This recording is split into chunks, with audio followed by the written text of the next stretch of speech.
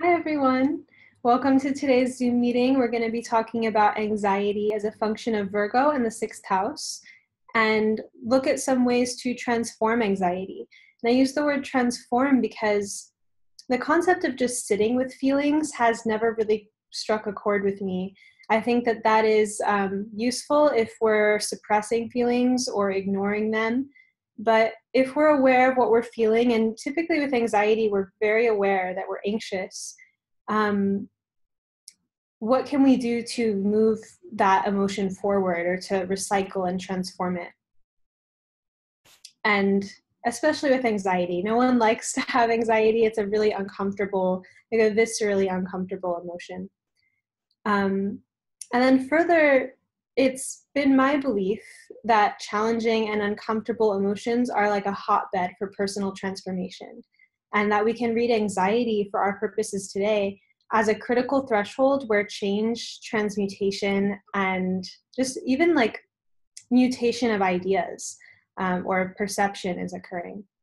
And so what techniques can we use to midwife transformation at moments of discomfort like anxiety? And so what we'll be talking about today can have some short-term and long-term strategies in their application, and we'll investigate several different zodiac relationships to anxiety by using Virgo in the sixth house as a starting point. So I'm pretty much just talking about the archetypes and using the archetypes synonymously with their houses. So the sixth house is the Virgo area of life. So today, I'm not really going to be making connections between like how to use this in chart interpretation. I'm just talking about the theoretical concepts involved with these archetypes.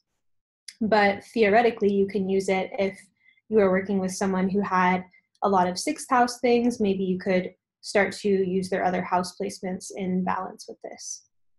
And then also the practice that I'm suggesting as we go on is something that I've kind of stumbled upon, and I haven't taught it to anyone before or even really talked about it in a group setting before. So I'm really excited to hear what you might think, and if you try it out, and to let me know so that maybe I can formalize it a little bit and try to fine-tune it and make it a thing that I can continue to share.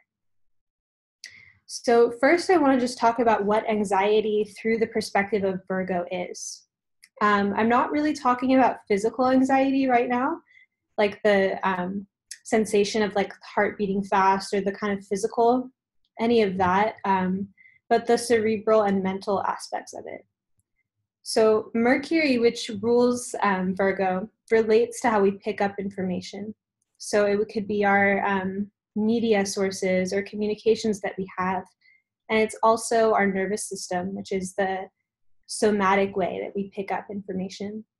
And Virgo specifically is how we discern and organize that information. And Virgo's other correlations are digestion.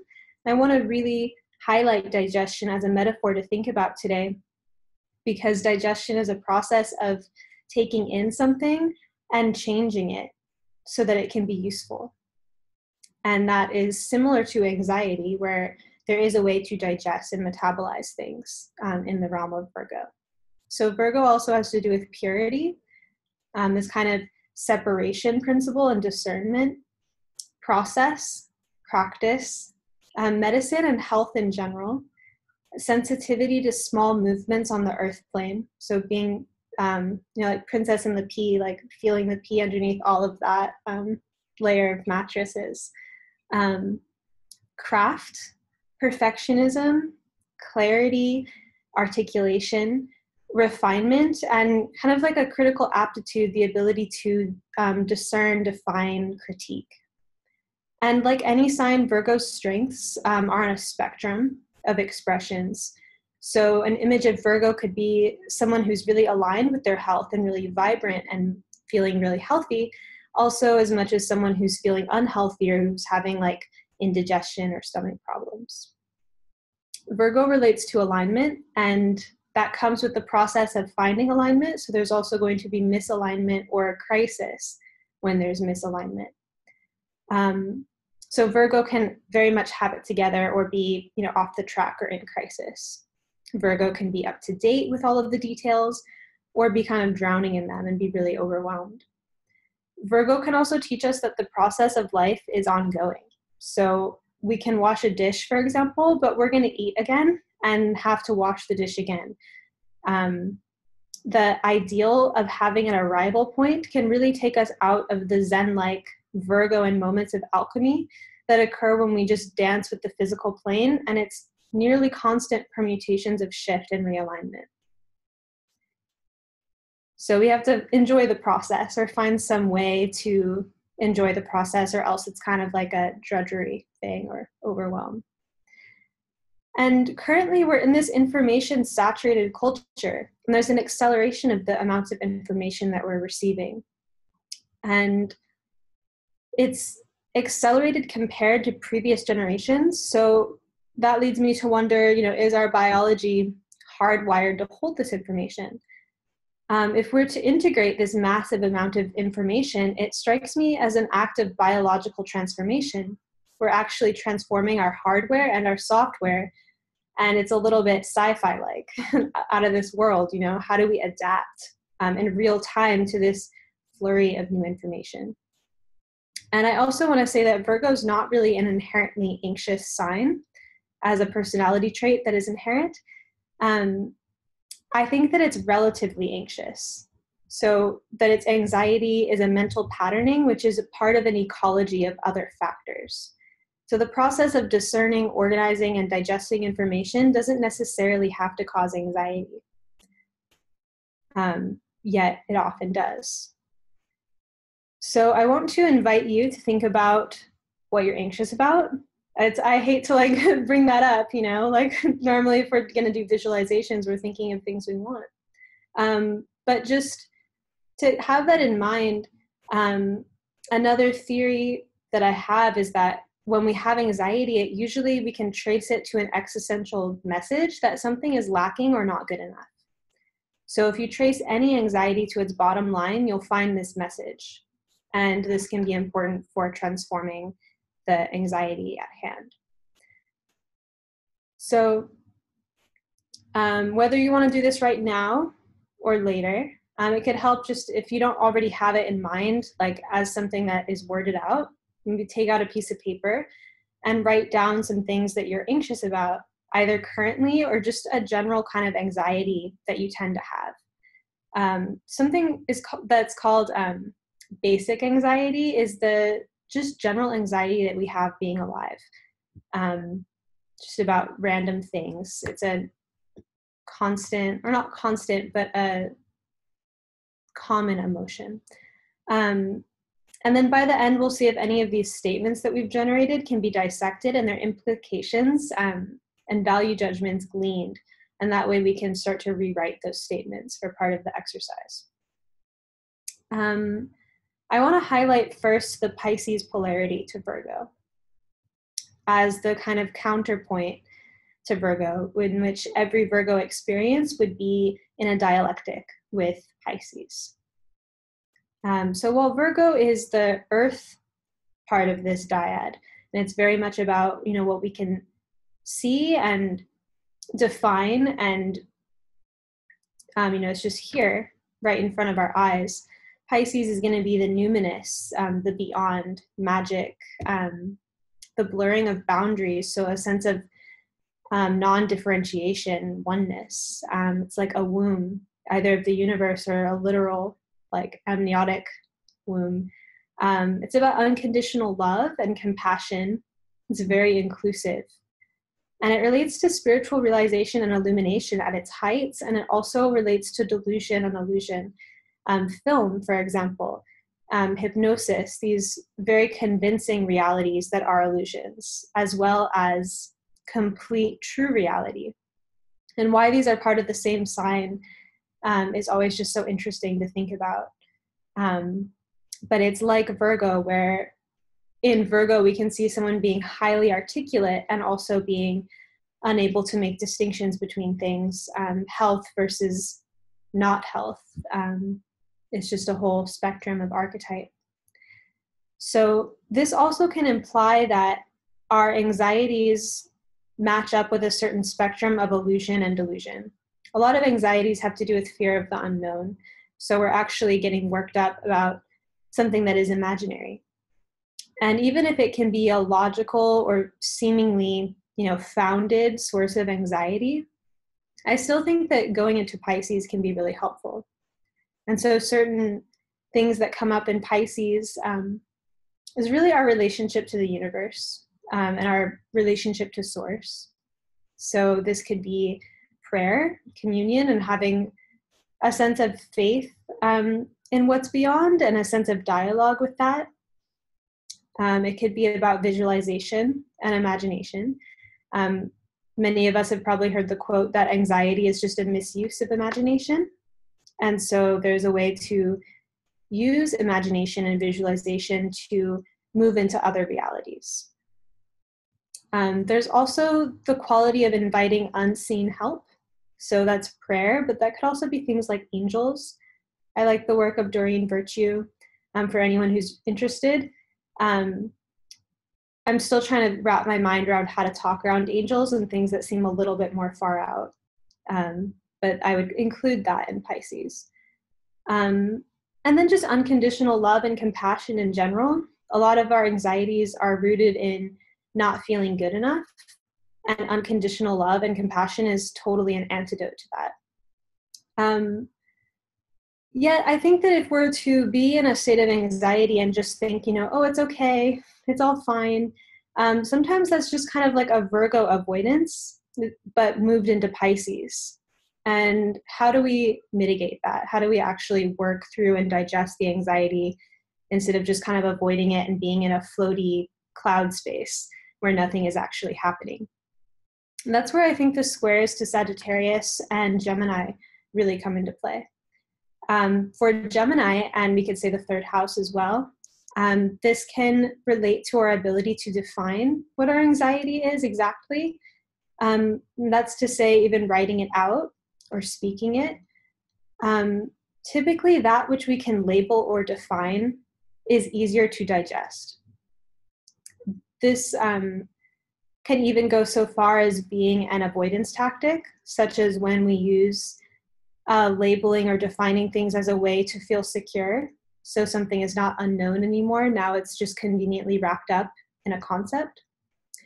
And so while that is a pitfall, that can also be something we can use as a strength. So if we're dealing with a sense of free-floating anxiety, or we're worked up about something, just first getting clear about what it is and putting it into language is one of the first steps for this process that I'm talking about today.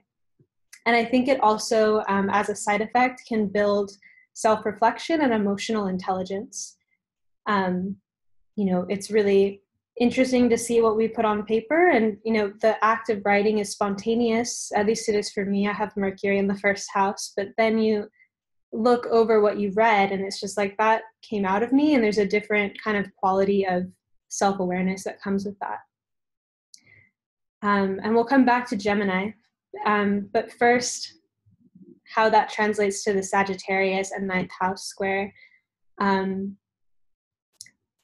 One thing that is really interesting with the natural square that we see already with Virgo and Sagittarius is that while Virgo is going to hone in on details and magnify and get very micro-focused, Sagittarius expands and blows things up. So naturally, when we're in a state of anxiety and we're honing in on something, we're also naturally blowing it up in size with Sagittarius as that natural square. So that's why Sagittarius will also have to do with philosophy and cosmology and the bigger picture. And if we engage that intentionally, there's a way that our bigger picture ideas can help relieve us of that anxiety. So I have a few thoughts on that. One is posing an open-ended question that invites a quest of some kind. So the kind of like, how can I questions, or what do I need to know, or how do I make this work out, things like that. But we get better at asking questions too, because questions can hold in themselves a limitation just on the way that it's asked. And so if we get really creative about how open-ended our questions are, we're actually courting more in the realm of Pisces. Sagittarius squares Pisces naturally. So the quest and the seeker is always in confrontation with the numinous beyond, the ultimate reality. So just as prayer is a way to have communion with Source, asking a question is a way to have a communion with the answers. And so we have our Gemini, distinction and classification of what it is that we're anxious about. And at this point, we'll want to extract the philosophy and cosmology behind the anxiety that we're experiencing. So as an example, if we're to worry that we said something wrong and that because of that we'll lose someone's affection that we're in relationship with, or maybe even lose the entire relationship, we're also believing that we're only conditionally worthy of love. And, so that kind of distinction, though, does require some kind of education, Sagittarius, or an ideal, Pisces. It's not just out of nowhere that we'll be able to make that connection, which is why I think that focusing on something, Pisces can be like a focusing agent of consciousness, to focus on, how many times can I say focus? Something that is beyond what is currently experienced, something magical.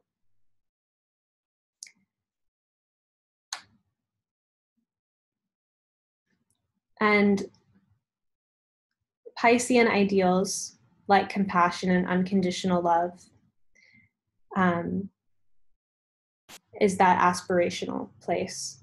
Sagittarius is the philosophical mediator, determining what our anxieties imply about our beliefs about reality. So I'm just going to pause there and ask if that makes any sense, or if I should clarify anything. I have one thumbs up. Sabrina, with the writing down of the problems or the anxiety, are we writing down sentences or just words? I think sentences. I'm interested also in like cause and effect with anxiety, of like, if this, then that, noting a pattern and a consequence. Okay, thanks.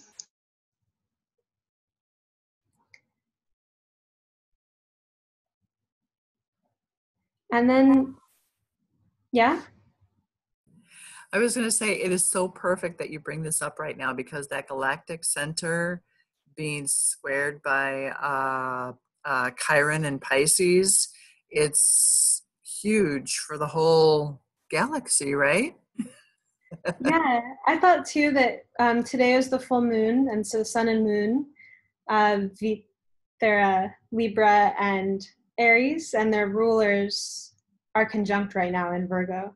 And I didn't really think about that when this idea came to me that I wanted to talk about this, that it would line up that way, but it, in retrospect, was like, yeah, that's perfect. So yeah, Mars conjunct Venus. The practice that I'm speaking of today originally came out of Kundalini Yoga for me. I learned that mantra meditation literally got me high. I would feel a marked difference in my nervous system after a Kriya. So a Kriya is like a series of exercises with a chant, and often you'll have your eyes closed and you'll be looking at your third eye point. Before that time, I hadn't really connected with the meditation practice. I think that I've gone through life in meditation or focused deeply on things, but just specific contained moments of meditation was not something I'd really figured out yet. My idea that was kind of that meditation was clearing your mind. And as someone who has a very chatty inner life, I didn't really resonate with that. I don't think that thoughts are the cause of suffering. I think that it's certain thoughts that are the cause of suffering. So the idea of clearing my mind was not immediately appealing to me. But at the same time that I was learning this practice where my nervous system would shift, I was also going through a lot of upheaval in my life and had a lot of anxiety. And there was a time period where the anxiety was like a daily thing, like something would happen that would trigger me. And I found out that I could self-soothe myself through the anxiety through this particular practice that I don't really know how I came up with it. I think I was already in the practice of mantra meditations, that I just started making up mantras in English that had something directly to do with whatever it was I was anxious about any given day. And so what I would do is first determine what my anxiety was. And because I've been writing in a journal and I'm a very self-reflective person, they were already, translated into English. So an example that I'm using here is like repetitively processing a social interaction and how badly you think it went, to the point that you can't stop thinking about it. That could be a moment where, I think that this practice is useful when you're actually experiencing anxiety, not just when you're generating one out of nowhere for the sake of doing an exercise. But, so you're in this place where you're processing and it's just like on repeat. So, finding out what it is in a sentence, I think that, this will happen because I did this, something like that. And then many of us here have been thinking about philosophy and thinking about what things mean. So also taking a look at, what does this anxiety imply in a Sagittarian sense? What is the belief that is informing this particular cosmology of doom that this anxiety is talking about? And then the third part of this is to come up with a counter statement that's like a prayer affirmation, such as, instead of in the case of thinking that some kind of relationship will be lost because of a misstep, thinking and saying, I'm worthy of love. Like, I'm worthy of love, or I'm allowed to make a mistake. It's okay to make a mistake. Whatever it is, and you can even, experiment. What would you tell yourself if you were giving yourself advice to someone that you really loved and cared about? Often I think when we're giving advice to other people, we're kind of channeling some kind of unconditional love for them. We can totally do that for ourselves, even if it feels really silly to do. And then the next part is just to repeat this as a mantra and to change the direction of the anxiety whirlpool. And you could be creative with it. You could make your space beautiful and make it kind of ritual-like. You can play with it. This, like I said, this thing that I was doing was not something I found somewhere. It just was something I did to soothe myself. But what I found was that I would stop the mantra as soon as my nervous system had changed. So I could go from feeling really anxious and scared to feeling like actually blissful and like connected to the universe again. And I'm still trying to figure out, like, there's something in it.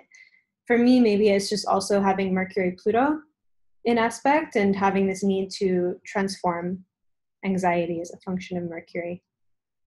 But I've also noticed a few things about this practice and some benefits that I theorize about it.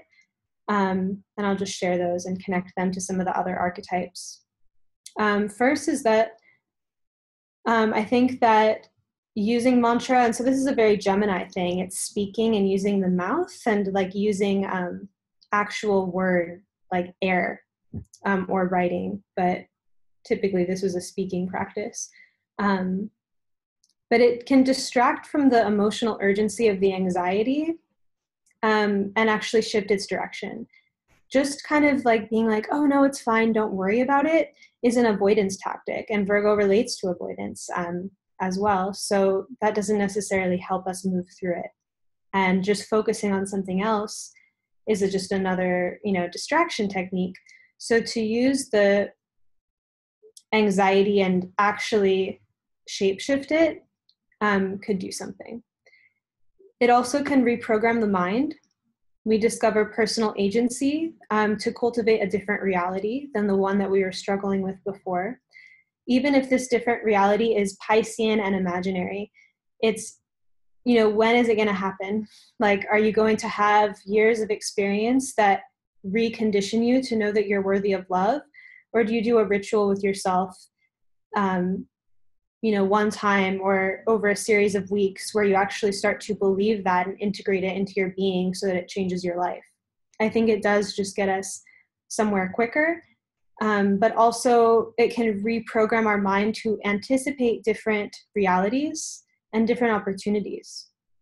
So we can create self-fulfilling prophecies because we're used to, or we're in the groove of a particular thought pattern, which would be a Gemini thing. So to actually just create a new thought pattern to show up for that process is a way to have agency in a situation.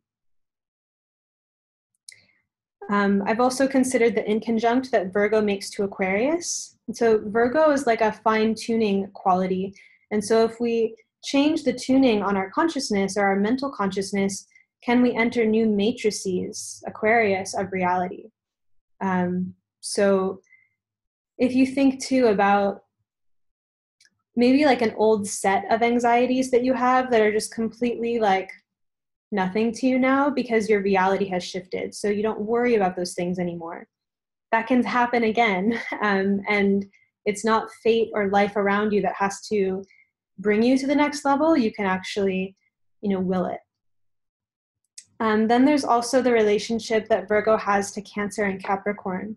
It's a sextile to Cancer. So I think they're about the quality of nurturing oneself through anxiety, which is just being really tender. Like when, if you think about a child who's going through something, do we tell them, just get over it? I mean, I'm sure that does happen sometimes, but in an ideal situation, are we telling them to get over it, or are we being tender and walking them through it? And then Capricorn, trine to Virgo, I think that can be the authority of just even showing up for this process. There's something like, whenever I was in this phase, I don't have to do this as much anymore, but the year that I was really going through this, I would kind of just like go to my room, close the door, close my eyes and talk to myself. And I sometimes would think like, what do I look like to other people right now? And then, no one was there, but it occurred to me that like, that didn't really matter. And what I was doing was giving myself permission to undergo a process that, no one knew about and that I felt like I needed. So that was a Capricorn kind of authority piece. And then also transformation, so Scorpio sextile. I think that anxiety can mark a transition. So it's an inner death, like a death of an old belief or an old standard or just an old kind of karmic pattern. And we can use affirmation to midwife a rebirth. Again, then the connection between anxiety, Virgo, and metabolism and digestion as another element of Virgo. It would appear that anything can be metabolized or digested. So I think anxiety can be really paralyzing when it's believed and reiterated and magnified rather than broken down into its pieces, Gemini, and like reassembled, and maybe our higher ideas about source, the universe through Sagittarius and Pisces are like enzymes that help us break things down. I think, in relation to that, digesting and metabolizing anxiety is not going to happen in a vacuum. So like the transcendent, otherworldly, inspiring, and motivating ideas that would give us the encouragement to see our reality differently are things that we might have to study or seek out. And this practice is not really meant to tune out things and to become less alert, as an avoidance act. It's more about intervening our thought patterns and opening ourselves up to new patterns and new awarenesses that come through initiating those new patterns. mantra meditation has that kind of vibrational quality to it, even if it's not in English, or when it is in English, it's initiating a new patterning. Also, I think that anxiety continues to come and go, and it has different layers. And so what we're anxious about now is different than what we were anxious about years ago, and we'll have different anxieties in the future. So it follows that Virgo storyline of showing up for the process and trusting that, if we move through it and do that Scorpio, no way out but through, we'll actually unpeel different layers. I know that some of the things that I had to tell myself to feel better a year ago are not the same things that I tell myself now if I need to feel better. The things that I worked through a year ago, many of them, I'm sure not all of them, have become more integrated. So they're not things that I'm processing so much at the surface.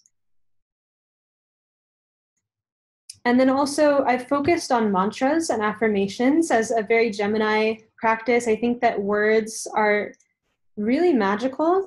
How often do we think about how occult language is in itself? That it's just this way that we transmit abstract ideas to one another. Like, that is really cool, and we can use that. But there's other ways to transmute and discharge nervous energy. I like being by running water. I like doing yoga, and there's many other things. I just kind of wanted to impart that there's a lot of anxiety. The way that we would talk about it, there's kind of this like get out of your head tactic.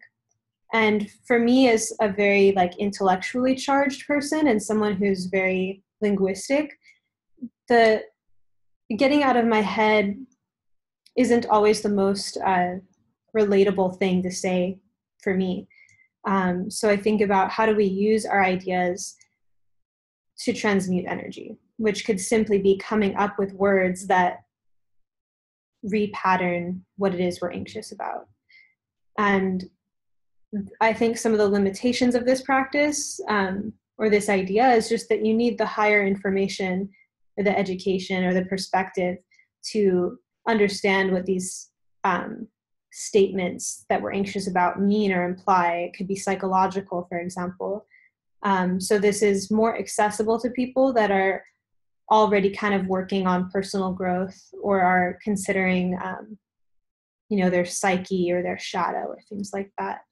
So I think I'll stop here for questions. And if anyone wants to get advice for like a statement of anxiety of theirs, if you feel like sharing that, and how we might come up with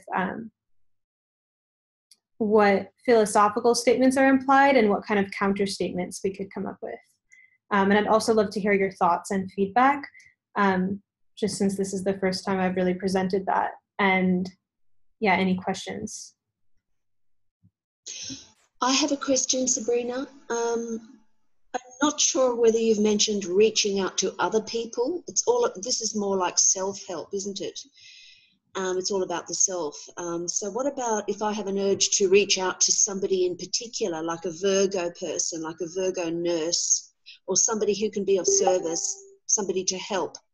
Any thoughts on that? Yeah, I'm glad you mentioned that, because I had actually meant to bring that up and I forgot. Part of why I developed this particular coping mechanism was that the things that I was anxious about felt so far out, and I didn't feel like I could talk about it with people. And I did talk about it with some people, but the feeling of it was just too intense and constant that it felt like I had to do something about it. I think I was looking at it with Pisces, where we can, I said inviting unseen help. So going to friends, going to even like Sagittarius, like going to seek counsel or wisdom from another person is totally a route. this is just kind of a like self-transformative, personal alchemy practice. I think that getting a massage or getting energy work or getting Reiki is almost this, but just someone else doing it for you. Maybe the trine to Taurus could talk about that quality of resourcefulness. So that would be our inner resources to deal with things like this, as well as being resourceful and open and receptive to how our environment and our community itself would be able to help us when we're going through an anxious experience. Thanks, Sabrina. Yeah, thank you for asking that.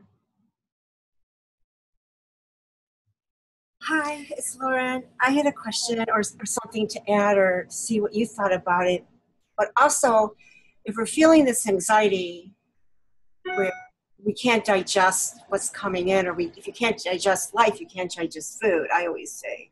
But when you're having this anxiety, like, what is the message? Like, what is it say? Like, maybe we need to take our anxiety seriously and really be open to, like, what's it trying to message us? Instead of getting, like, we get anxiety about our anxiety. I mean, I do, I get anxiety about my anxiety, but perhaps saying that maybe I need to, like, just be there for the anxiety somehow. Yeah. Well, that was kind of what I was experiencing when this was coming up for me, and I was coming up with mantras, was that on some spiritual and intellectual level, I knew that the universe is benevolent and that, like, I mean, now I don't even know how to say that because the world feels kind of wild and I'm reconfiguring my philosophy.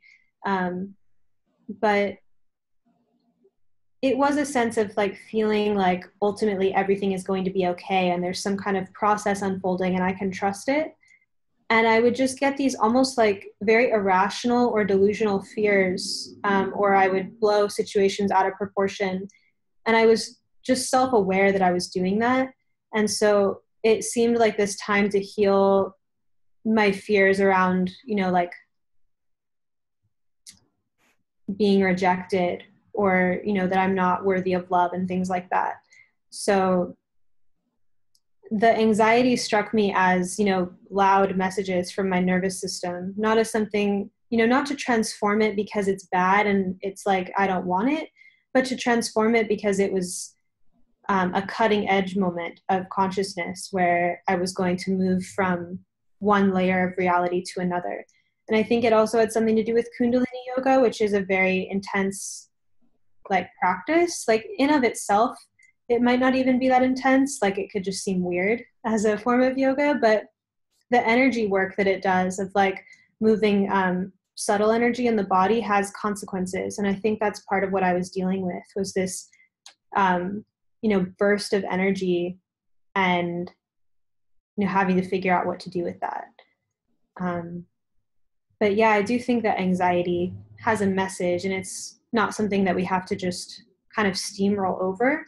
But finding out what it means is the question, the Sagittarius piece.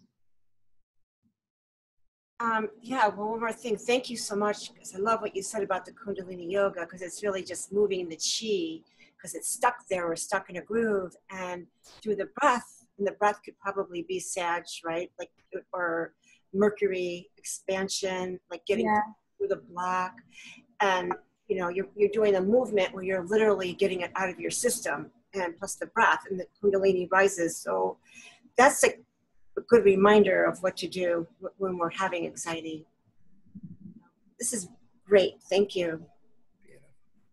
Thanks. I have something. Yeah.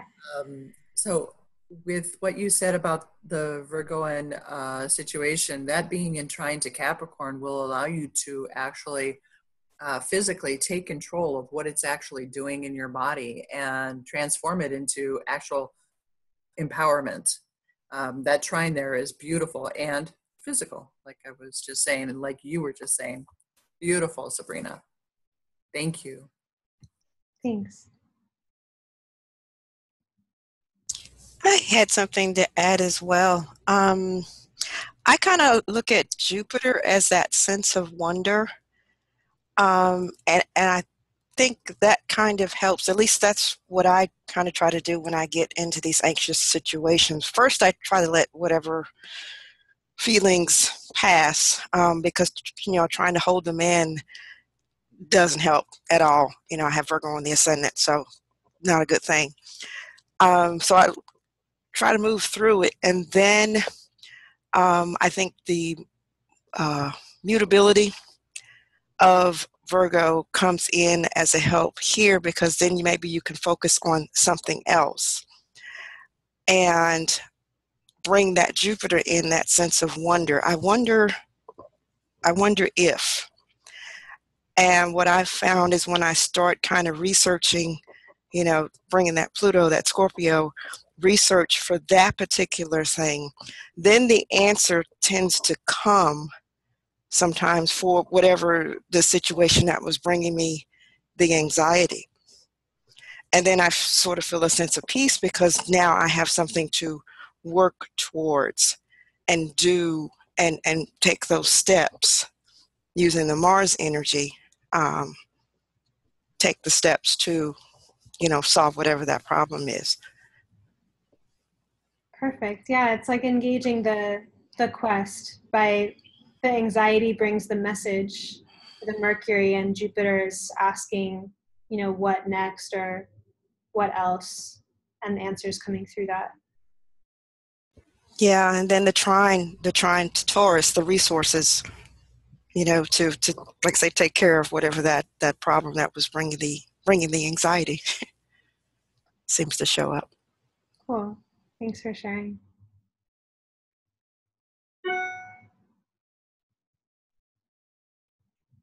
Hey, Sabrina. Is it important to speak the mantra out loud? I don't know. It's helped for me. I think that, Gemini was like putting it out in the air.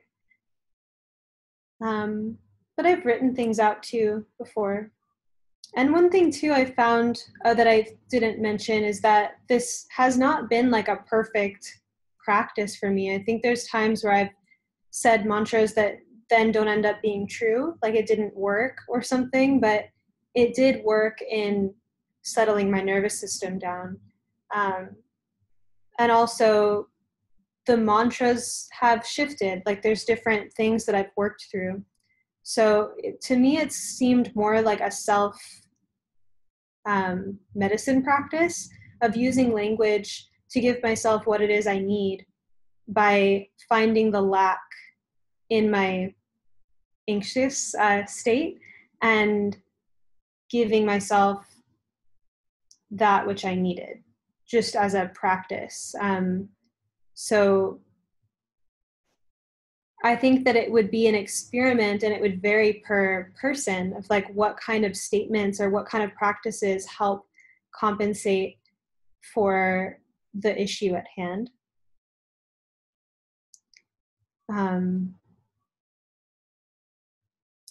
And I do this too, like I don't get nervous when I publish forecasts anymore, but I used to feel like physical anxiety every time I published my writing, but I was committed to publishing my writing. So I would just kind of like repeat, close my eyes, like people like my writing, which is so like dorky now to admit.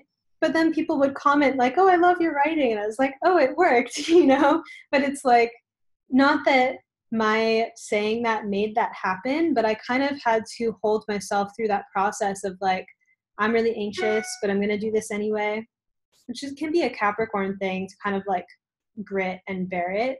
But I wasn't doing it because, I was like really ignoring myself or something, and it was like a controlling Capricorn thing. It was more like, I feel really devoted and committed to this weekly practice of publishing this, but my karmic patterning, my body is not liking this, and I had to kind of retrain those patterns. So I think it sometimes happens, and I just will close my eyes and like remind myself that it's okay, or pray, to source about it. But yeah, I guess is a longer answer. It doesn't really matter if you say it out loud or not. It just depends on what is actually going to change your nervous system. And so if you can feel, part of this has just been playing with like the experience of Mercury on a body level. And so anxiety comes with physical distress, and using that energy. I think I've heard that anxiety and excitement are very similar, if not exactly the same. And so to go through a process of transmuting that internally would be the possibility. And the only way that I found out that that was a thing was just from doing Kundalini yoga and having this direct experience of saying these mantras and doing these weird movements and then feeling really high and just realizing that I was able to generate body chemistry. And I think that anxiety is a heated moment to go into that. I mean, for me now, like I can close my eyes and meditate and create chemistry by myself just because of Kundalini yoga and these types of meditations. So I don't necessarily stop my day to do that, but if I'm feeling anxious, then I might drop into that. So yes, whatever it is that gets you there, I would say, if it's verbal or not. Sabrina, it's Wendy. I just wanted to comment on the mantra thing. And I forgot it was Thursday, so I totally even missed your whole talk. So I'll have to go back and listen to it. When I was doing a lot of mantras, what I learned was that when you do it internally and quietly, it works very deeply in your energy body and in the nervous system. And when you say it out loud, it's working more of an externals in your life. But that was for like the Ganesha mantra and Lakshmi and all of those things. So not that there's no hard and fast rule about it, but that was just something I learned. That's really cool to hear. I haven't made those kind of correlations, but now I want to experiment with it and see.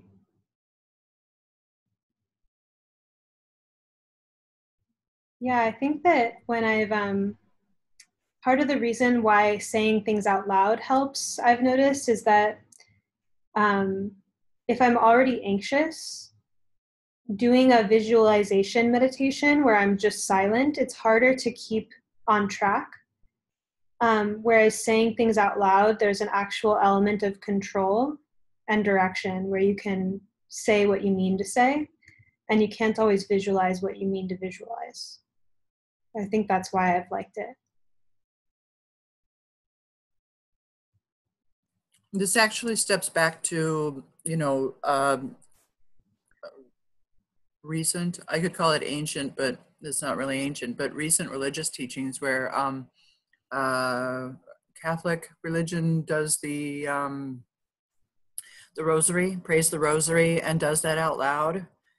And so that is kind of the mantra for that belief system, and will go a long ways toward easing the stress, the anxiety that people are feeling if they have that belief system. Additionally, when you take these steps to kind of verbalize what you've got, going on here, that's kind of making you crazy, even if it's just putting the name to it, as what Wendy just said, not necessarily verbalize, but verbalize in here, putting the name to it. I'm okay, I'm great, I'm doing fine, people like my writing, what have you. This will have you expressing the anxiety out, which is that Mercury flavor, physically out. Mercury Virgo flavor that you're talking about is so huge. Allows you to take care of it, allows you to transform it, like you said.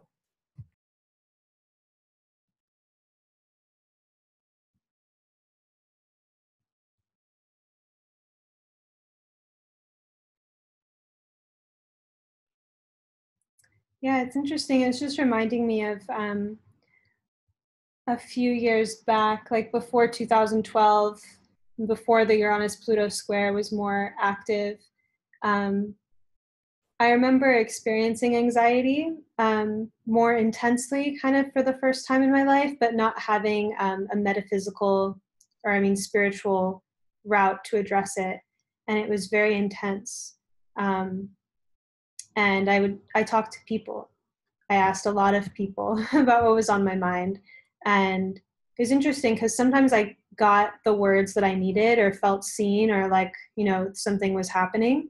But other times I felt like I was just, anxiously telling people things and nothing was happening or coming out of it. And for that, and for having all the Pisces that I do in my chart, having like a spiritual relationship or spiritual practice has helped me find more balance in my relationships, because I have that emotional need to have a relationship with Source, and I don't want to just project that onto people.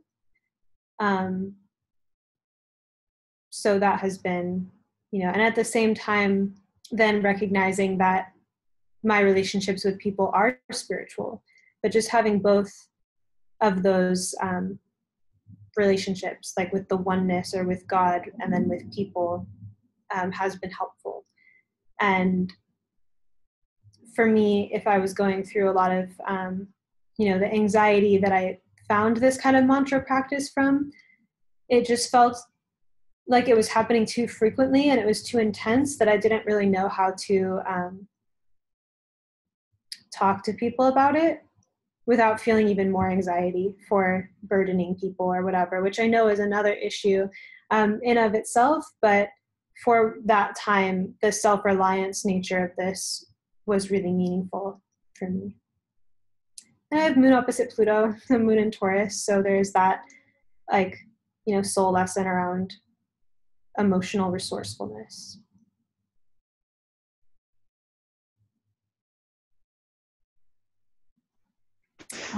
That's interesting. This is a little bit off maybe the topic, but I was thinking earlier that I'm having this intense scorpionic craving around this relationship it's really over, but the Scorpio pieces of me, I have a lot of progressed Scorpio and Venus conjunct Pluto and the moon in the 8th house. And as I was listening to you, and actually earlier I was thinking, I just need to deepen that Scorpio relationship with myself. And maybe in my work, I need to own it more, right? Because, I'm thinking sexuality and all these things, but the more I embody it and own it, the less I'm going to crave it. And then it would just be in my life in the way it's supposed to be. And it can come in relationships or not, but it will be in relationship with me. I'll be in relationship with it more consciously, right? Yeah. And I've done that before, but it's like I need to do it again. I need to do it on a much deeper level again. The Venus-Pluto aspect seems like, growth and, death and rebirth through love. And I've been thinking about this theme a lot lately. And one of the things that came through about it was that sexuality and romance can spark consciousness and spark it past the point of the relationship even existing. And so it will transform people and kind of fertilize the whole field, their whole life. But it is an interesting and very difficult adjustment at times of having that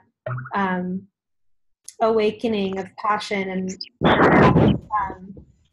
process, and then when it breaks down, there's still some kind of unfolding of that union.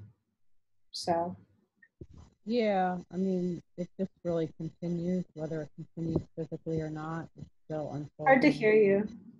Oh, I think I covered the microphone. I know. I think it's unfolding in both people, or at least I think it will. I know it will be in the two of us, whether we're together or not. All of the different pieces and all that. Yeah, and I have Uranus, Pluto, Venus. So, but it feels much more Pluto right now. I think it's because I have that Neptune transit going on, but yeah, hooray for Pluto Venus. Plus that Mars Venus is right on my Venus, right? It's right on my Venus right now. Like it's 13 seconds away. Yeah. Thanks, Sabrina. Yeah, thank you.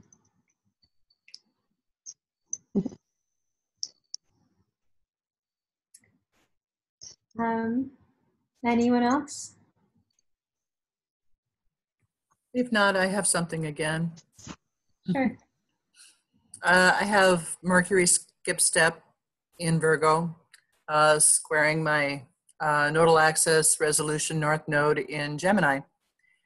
And Mercury is in trine to Jupiter, trine, obviously, south node Sag. And so when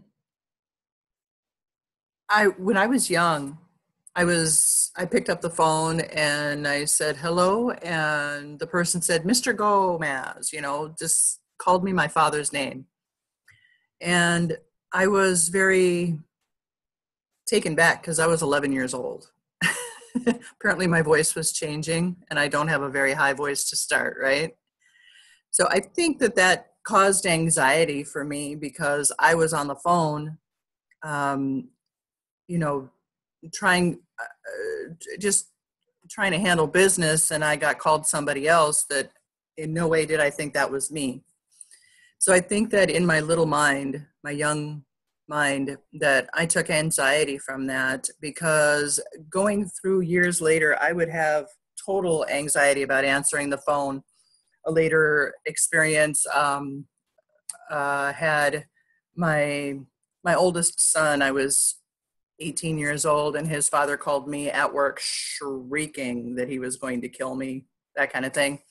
And that was a lot to go through, a lot to process. So it even increased the telephone anxiety. I had real difficulty in even speaking my piece, much less answering the phone. Years later, I end up being a customer service representative for AT&T. Thank you for calling. This is Dawn. How may I help you? And I can tell you that made me answer the situation without wanting to or whatever, that, forced me to really address it. And I think that's perfectly exempling what you've said, that a person should do, even if they don't want to. But address it. Yeah, it's the positive side of Capricorn, which is about conditioning and maturation. And so we've done a lot of good to dissect Capricorn and its shadow, especially with it, Pluto being in Capricorn. But there is also an alchemy and a transformation that a container or a job or a responsibility can give a person. The beautiful lessons. Yeah. Mm-hmm. Yes. But the thing you're talking about with Mercury squaring your nodes, it's really interesting that has been a theme for you of crisis with messenger things. So.